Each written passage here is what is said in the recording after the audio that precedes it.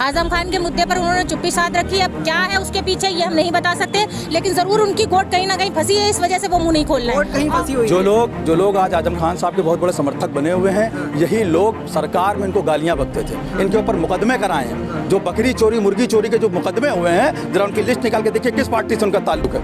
मेरी जबान ना खुलवाइए, बहुत कुछ है मेरे पास कहने को, सरकार आएगी जवाब दिया जाएगा।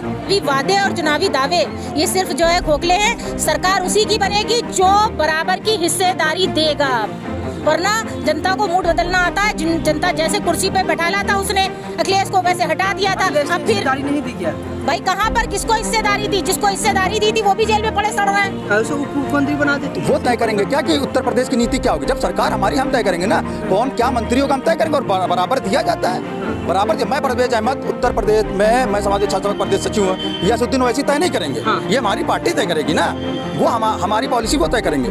इनसे इनको कोई मतलब नहीं है। अभी ये खुद बता रहे हैं, अभी खुद बता रहे हैं जौहर यूनिवर्सिटी किसकी हुकूमत में बनी, किसके शासन में बनी।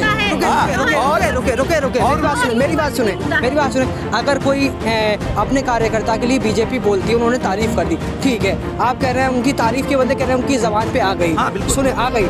और मुलायम सिंह यादव और जो अखिलेश यादव तो योगी से मिलते हैं, और मुलायम सिंह यादव तो ये कह रहे थे संसद में कि मैं मोदी साहब को दोबारा से वो प्रधानमंत्री देखना चाहता हूँ। तो आप एजेंट नहीं हुए क्या? जो मिलने की बात आप कर रहे हैं, वो खुद अखिलेश यादव जी से क्या नाम है, असदुद्दीन ओवैसी मिले, उसकी फोटो है।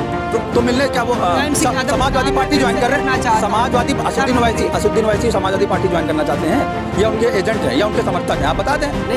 अगर नहीं है, संसद में कहा कि मैं दोबारा से मोदी साहब को प्रधानमंत्री बनते हुए देखना चाहता हूँ, इसका मतलब वो भी एजेंट हो गया। किसी को शुभकामनाएं देना, ठीक है, और एजेंट होना, तारीफ करना एजेंट हो गया। इन्होंने जो तारीफ करी, नहीं सुनिए मेरी बात, तारीफ नहीं है। देखिए एक बात है, एक सलाहियत है कि अपने कार्यकर्ता के लिए स्टैंड लेना, अपने कार्यकर्ता के लिए आवाज उठाना। तो अगर वो कार्यकर्ता के लिए आवाज उठा रही है बीजेपी, आप क्यों नहीं उठा सकते? आप विपक्ष में हैं, डंके की चोट पे बोलिए। आपकी तो सरकार भी नहीं है जो कोई गिरा दे। जो मेरे साथ समाजवादी पार्टी के समर्थक हैं, ये युवा हैं, 2022 चुनाव पर क्या सोचते हैं, इनसे बात करते हैं। क्या नाम हुआ आपका? मेरा नाम परवेज अहमद है और मैं समाजवादी छात्र सभा का प्रदेश सचिव हूँ। अच्छा, छात्र सभा के हैं, स्टूडेंट के लिए योगी साहब ने कितना काम किया? कुछ नहीं, नथिंग। एक काम ये बता नहीं सकते हैं। इनकी जो विंग रही है, इनकी समर्थक विंग रही है एबीवीपी, वो एकदम शांत बैठी हुई, चाहे वो लखनऊ विश्वविद्यालय हो, चाहे वो इलाहाबाद विश्वविद्यालय हो। इनके पास गिनाने बताने के लिए सिर्फ और सिर्फ हिंदू मुसलमान है। इसके अलावा अगड़ा पिछड़ा दलित ब्राह्मण, इसके अलावा इनके पास कुछ नहीं होगा। नथिंग है, कोई काम इन्होंने नहीं किया है।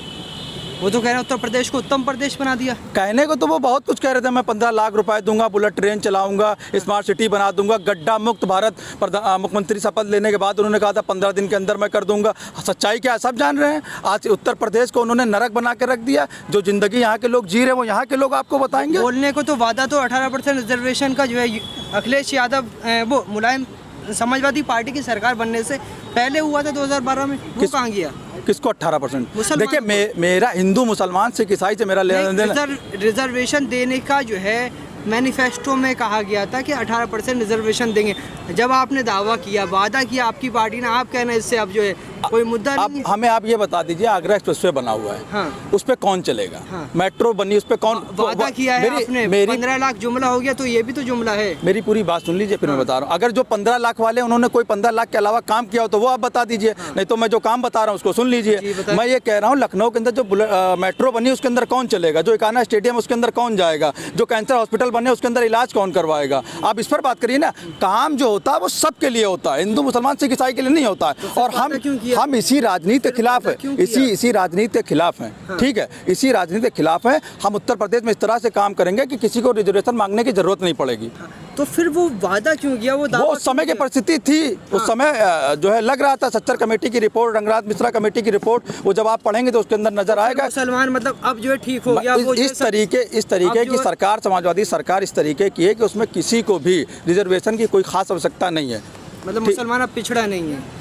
नहीं, पिछड़ा नहीं रहेगा, एकदम नहीं रहेगा। जब समानता स्थापित की जाएगी उत्तर प्रदेश के अंदर, सबको समान रूप से देखा जाएगा, सबको समान अवसर दिया जाएगा, तो उसमें रिजर्वेशन। और जहाँ तक रिजर्वेशन की बात कर रहे हैं, हम तो हमेशा कहते हैं केंद्र सरकार से, वो जिसकी जितनी संख्या भारी उसकी उतनी हिस्सेदारी, जातिगत रिजर्वेशन का वो जनगणना करवा दे। वो क्यों इससे पीछे कतरा रहे हैं? जो जो जितना है उसको उतना हिस्सा मिलेगा। सबका जातिगत आरक्षण वो करवा दें, क्या रिजर्वेशन करवा दें, सबको उतना आरक्षण मिल जाएगा, क्या दिक्कत है हिस्सेदारी उसमें? की बात की असदुद्दीन ओवैसी कह रहे हैं हिस्सेदारी दीजिए, मुख्यमंत्री बनाइए। देखिए कौन क्या कह रहा है, मैं उस पार्टी का प्रवक्ता नहीं हूँ, ना मैं उनको जानता हूँ। हिस्सेदारी दीजिए, समाजवादी पार्टी से कह रहे हैं। बिल्कुल हिस्सेदारी मिल, मुख्यमंत्री बनाइए। उनको बना दे तब मिलेगी हिस्सेदारी। किसको बना दें? कह रहे हैं मुस्लिम को बनाइए। हाँ तो मुस्लिम नहीं है क्या? नगर विकास मंत्री कौन था वो बता दें, स्वास्थ्य मंत्री कौन था वो बता दें। पड़े हुए हैं वो, कौन जेल में पड़े हुए हैं? वो उत्तर प्रदेश सरकार की तानाशाही, जुल्म जाती है। सरकार में आएंगे, सरकार में आएंगे उसका जवाब देंगे।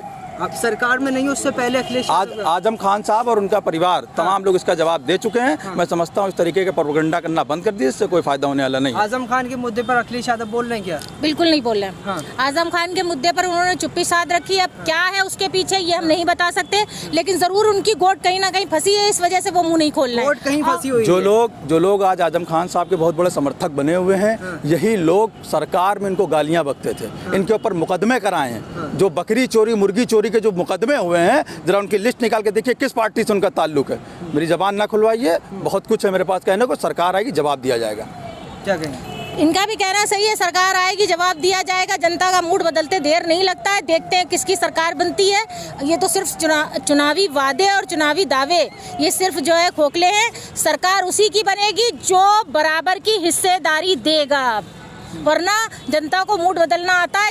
जनता जैसे कुर्सी पे बैठाला था उसने अखिलेश को, वैसे हटा दिया था। अब फिर हिस्सेदारी नहीं दी क्या भाई? कहाँ पर किसको हिस्सेदारी दी? जिसको हिस्सेदारी दी थी वो भी जेल में पड़े सड़ रहे हैं। देखिए हिस्सेदारी असदुद्दीन वैसी तय नहीं करेंगे किस तरीके से दिया जाता है। उनको जब मुख्यमंत्री बनाएंगे तब मानेंगे क्या हिस्सेदारी दी है। मैं कह रहा हूँ नगर विकास मंत्री हो, चाहे वो स्वास्थ्य मंत्री हो, तमाम मंत्रालयों में पार्टी अपने ही किसी मुस्लिम उम्मीदवार को जो जीत के आए उसे उप मुख्यमंत्री बना दे। तो वो तय करेंगे क्या कि उत्तर प्रदेश की नीति क्या होगी? जब सरकार हमारी, हम तय करेंगे ना कौन क्या मंत्री होगा, हम तय करेंगे। और बराबर दिया जाता है, बराबर दिया। मैं परवेज अहमद उत्तर प्रदेश में, मैं समाज छात्र प्रदेश सचिव हूँ, ये असदुद्दीन वैसी तय नहीं करेंगे। ये हमारी पार्टी तय करेगी ना, वो हमारी पॉलिसी वो तय करेंगे। वो नहीं तय कर सकते। वो अपनी पार्टी देखें, उनकी पार्टी में कितने उपाध्यक्ष, राष्ट्रीय उपाध्यक्ष जो है यादव हैं या दलित हैं या ब्राह्मण हैं, वो बताएं। उत्तर प्रदेश में कितने उपाध्यक्ष या प्रदेश अध्यक्ष कौन है, जिला अध्यक्ष कितने हैं, वो बताएं। वो कितने को हिस्सेदारी दे रहे हैं अपनी पार्टी में, वो नाम गिना दें। अच्छा, कहा जाता है कि एनआरसी और CAA प्रोटेस्ट हुआ उत्तर प्रदेश में, और जो लखनऊ में राजधानी में हुआ, अखिलेश यादव वहाँ पर खामोश रहे। खामोश नहीं रहे, उनके कार्यकर्ता हर प्रोटेस्ट में थे और हर प्रोटेस्ट में हिस्सा लिया उन्होंने और प्रोटेस्ट किया है। अब एक अखिलेश यादव आप अगर चाहते हैं कि वो हर जगह रहे, तो ये तो वो तो फरिश्ते तो हैं नहीं, इंसान है ना, एक ही जगह पे रह सकते हैं। वो राष्ट्रीय नेता हैं, वो पॉलिसी तय करते हैं, वो डायरेक्शन देते हैं। हर जगह वो पहुँचेंगे तो पार्टी कौन चलाएगा? आप चलाएंगे, हम चलाएंगे, असदुद्दीन वैसी चलाएंगे। क्या समर्थन किया था अखिलेश यादव ने CAA NRC प्रोटेस्ट के प्रोटेस्टर का? समर्थन का ये कहें कि जब CAA NRC प्रोटेस्ट था तो ऐसा कोई भी इंसान नहीं है जो पार्टी का जो है झंडा लेके आता। ना उसमें पता था कोई समाजवादी है, ना कोई कांग्रेस, वहाँ पे सिर्फ जनता थी। किसी ने खुलकर, कोई भी राजनीतिक पार्टी ने आके ये नहीं कहा था कि हाँ हम CAA के समर्थन में हैं। किसी भी नेता ने नहीं कहा था ये आके। तो ये तो सिर्फ जनता दी तय करेगी। जितना जनता ने झेला है वो जनता दिखाएगी। किसकी चुप्पी पे, उनकी चुप्पी थी, अब जनता बोल के दिखाएगी, क्योंकि जनता को अब मौका मिलेगा ना बोलने का। अभी तक तो इनको बोलने का मौका था, इन्होंने चुप्पी साध ली। इन्होंने किसी भी मुद्दे पे बोलना ज़रूरी नहीं समझा, चाहे जितना मुस्लिमों पे इतना अत्याचार हुआ। जबकि देखा जाए मुस्लिमों के वोट से ही हमेशा समाजवादी जीतती आई है, हमेशा। यहाँ यूपी की राजनीति मुसलमानों के भी वोट से, इनको खुद इनके यादवों के वोट नहीं मिलते हैं। देखिए ऐसा है, उत्तर प्रदेश के अंदर सभी को वोट समाजवादी पार्टी को मिलते हैं। किसी एक विशेष समुदाय को यूँ कहना ठीक नहीं। 20% उत्तर प्रदेश में मुसलमान हैं और 20% मुसलमान। कि चुप्पी रही है अखिलेश यादव की मुस्लिम मुद्दों पर, मॉब लिंचिंग पर, CAA NRC प्रोटेस्ट पर, और भी बहुत सारे जो है मुद्दे हुए हैं। अखिलेश यादव खामोश रहे। बिल्कुल खामोश नहीं रहे। उनके तमाम कार्यकर्ता, उनको जो जिम्मेदारी दी गई वो उस पर खरे उतरे हैं। अब राजनीतिक लाभ जिनको लेना है वो इसके ऊपर चिल्ला रहे हैं, चीख-पोंख कर रहे हैं। चाहिए अखिलेश यादव को, मगर मुद्दों पर नहीं बोलना है। नहीं, बिल्कुल बोल रहे हैं। कौन बोल रहा है? कौन मदद कर रहा है? देंगे तो राजनीति हो गई। मतलब राजनीति नहीं कर रहे हैं वो अगर मुद्दों पे, और अगर जो कोई हक के लिए आवाज उठा रहा है तो वो राजनीति कर रहा है। इसका ये मतलब है। एक राजनीतिक पार्टी है। अगर वो किसी और मुद्दों पे बोल रहे हैं अखिलेश यादव, यानी कि वहाँ राजनीति कर रहे हैं, यहाँ राजनीति नहीं कर रहे हैं। एक राजनीतिक पार्टी है, राजनीति ही करेंगे, ठीक है, लेकिन राजनीतिक लाभ किस पे? और राजनीति नहीं नहीं, बिल्कुल करें, सब करें। हम जिस तरह इन्होंने अभी बात कही कि CA/NRC पे नहीं बोले, मॉब लिंचिंग पे नहीं बोले, वो किसान आंदोलन पे भी नहीं बोले, क्योंकि ये सब बहुत गंभीर मुद्दे हैं देश के। आंदोलन पे समर्थन किया है? बिल्कुल, इस पे नहीं किया, इस पे तमाम समाजवादी पार्टियों ने समर्थन किया है। और उन्होंने भी कहा, अखिलेश यादव जी ने कई इंटरव्यू में कहा, खुल करके उन्होंने कहा कि मैं ऐसी किसी भी बिल का या एक्ट का समर्थन नहीं करता हूं जो देश को तोड़े, जो देश में भेदभाव पैदा करे, हिंदू मुसलमान को अलग करे, ऐसे किसी भी एक्ट का हम समर्थन नहीं करते हैं। वही चीज तो CA/NRC में थी, तो उस पर खुलकर क्यों नहीं बोले? नहीं, उसमें भी बोले, कई इंटरव्यू में बोले, कई नेशनल चैनल पर आकर के बोले। आजम खान के मुद्दे पर पत्रकार सवाल करता है तो पत्रकार को हटा देते हैं। नहीं, आजम खान के मुद्दे पर आजम खान साहब की फैमिली ने खुद स्पष्ट कर दिया। हम उनकी फैमिली ज्यादा तो नहीं जानते हैं कि उनके परिवार।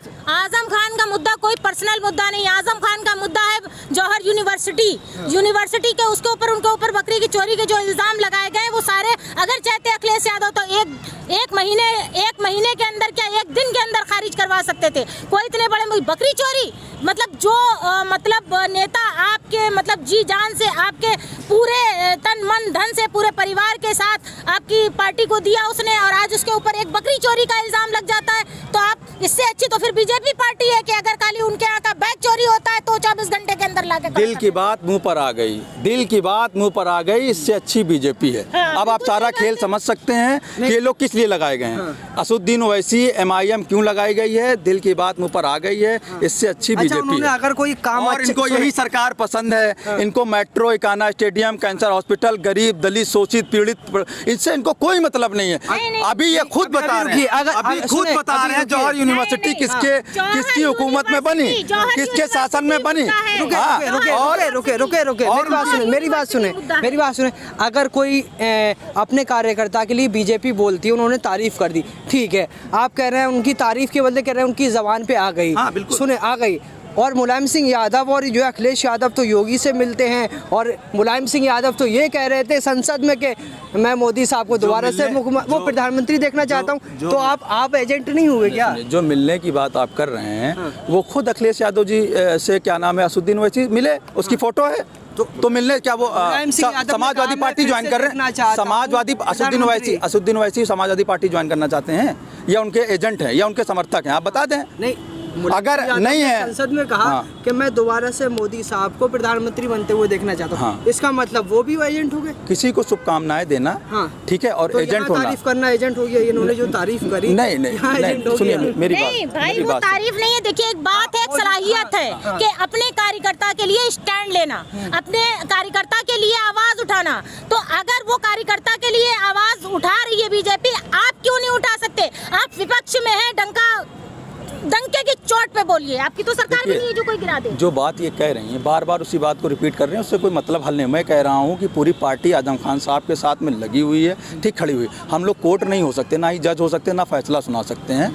जो कानूनी प्रक्रिया में और तमाम प्रक्रिया में जो दुख सुख में जिससे साथ खड़े हुआ जाता है, हम तमाम लोग उसके साथ में खड़े हुए। इस बात का गवाह उनका पूरा परिवार है, एक आदमी नहीं है। उनके परिवार से ज़्यादा आजम खान साहब के बारे में कोई नहीं जानता होगा। ठीक है। अभी ज़िला पंचायत का चुनाव हुआ, एक महिला के साथ बदतमीज़ी हुई, समाजवादी पार्टी की कार्यकर्ता थी प्रियंका गांधी, जो है कांग्रेस की नेता, वो जाकर मिलकर आती हैं। अखिलेश यादव अपने कार्यकर्ता से मिलने नहीं पहुंचते। हम अपने संगठन पे काम कर रहे हैं, हम हर कार्यकर्ता से मिल रहे हैं। ये जरूरी नहीं कि अखिलेश यादव हर बात पर आप कांग्रेस जो है नहीं अच्छा सुनिए, आप क्या चाहते हैं? मैं फिर वही कह रहा हूँ, साथ अखिलेश यादव जी तो है नहीं, एक ही है ना। आप क्या चाहते हैं कि वही हर जगह रहे? अभी वो भदोई में थे, अगर ना होते आप कहते वहाँ नहीं थे। अभी वो आगरा में है, आप कहेंगे वहाँ क्यों नहीं? जहाँ है वहाँ की आप बात नहीं करते, और जहाँ नहीं पहुँचते वहाँ बार बार कहते वहाँ नहीं, वहाँ नहीं। समाजवादी पार्टी के राष्ट्रीय अध्यक्ष अखिलेश यादव जी एक हैं, 7, 8, 10 नहीं है। आप इस बात को समझिए, वो हर जगह एक समय में उपस्थित हो, ये असंभव सी चीज़ आप बात कर रहे हैं, ठीक है। उनका एक एक कार्यकर्ता अपने आप को अखिलेश यादव समझता है, और हर गली, हर नुक्कड़ पर, हर मजलूम, पीड़ित, प्रताड़ित के साथ में हर वक्त खड़ा है। अपनी कार्यकर्ता के सम्मान के लिए अखिलेश यादव खड़े हो सकते हैं, या प्रियंका गांधी को खड़ा होना चाहिए? प्रियंका गांधी को। वो तो जो है समाजवादी पार्टी की थी। भाई देखिए, प्रियंका गांधी अगर खड़ी हैं तो उनको अभी भी आगे भी प्रियंका ही गांधी को होना चाहिए, अखिलेश यादव को नहीं होना चाहिए। अखिलेश यादव अकेले 8-10 थोड़ी हैं। भाई राष्ट्रीय अध्यक्ष 10-12 बनाए जाते हैं क्या? एक ही होता है। और घर का जो मुखिया होता है वो भी एक ही होता है। 10-12 तो नहीं होते हैं मुखिया, और एक ही मुखिया सबको गाइड करता है। एक परिवार में एक मुखिया होता है, गांव में मुखिया होता है, सब जगह एक ही मुखिया होता है, 10-10 तो नहीं होते हैं मुखिया। लेकिन एक पुख्ता तौर पे स्टैंड लेना बहुत ज़रूरी होता है। आखिरी सवाल, 400 सीट आ रही हैं, जो पिछली गवर्नमेंट हमारी रही उससे बेहतर गवर्नमेंट कोई नहीं हो सकती, ये बात उत्तर प्रदेश की जनता जान रही है। और वो हमको 400 क्या, अगर वो चाहे तो सारी सीटों पे हमको विजय बना सकती है। 400 सीटें कोई बहुत बड़ी बात नहीं है। दोनों ने अपने जो है अपने तर्क रखे और अब अच्छे से जो है उन्होंने बताया। आपको क्या लगता है 2022 में किसकी सरकार बन रही है? अपनी कीमती राय ज़रूर दें।